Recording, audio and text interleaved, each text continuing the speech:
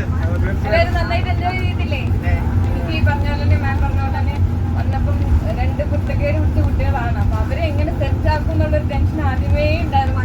അവരുടെ പിന്നാലെ തന്നെ ഓടേണ്ടി വരുമല്ലോ. എനിക്ക് ഫസ്റ്റ് ഇപ്പൊ അങ്ങനെയായിരുന്നു. മോളുടെ കൂടെ ആയിരുന്നു എന്നെ മലേഷ്യ പോയത്. ഒട്ടും അങ്ങനെ എൻജോയ് ചെയ്യാനേ ഒത്തിട്ടില്ല. മോളെ നോക്കി നോക്കി അങ്ങനെ പോകാൻ ഈ ഫസ്റ്റ് ട്രിപ്പിൽ ഞാൻ പറഞ്ഞ പോലെ എയർപോർട്ടിലെ ആളെ കിട്ടിയതുകൊണ്ട് അവർ 4 പേര് അവിടെ അങ്ങ് സെറ്റായി.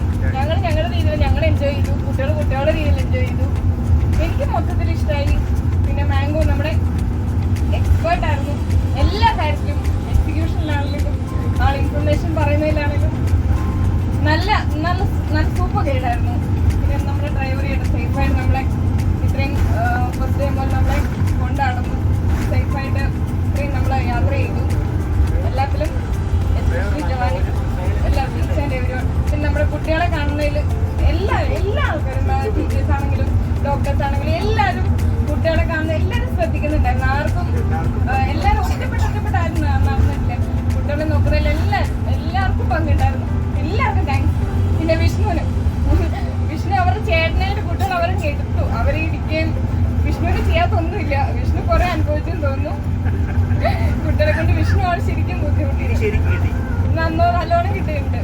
Especially thanks for every one and every one join.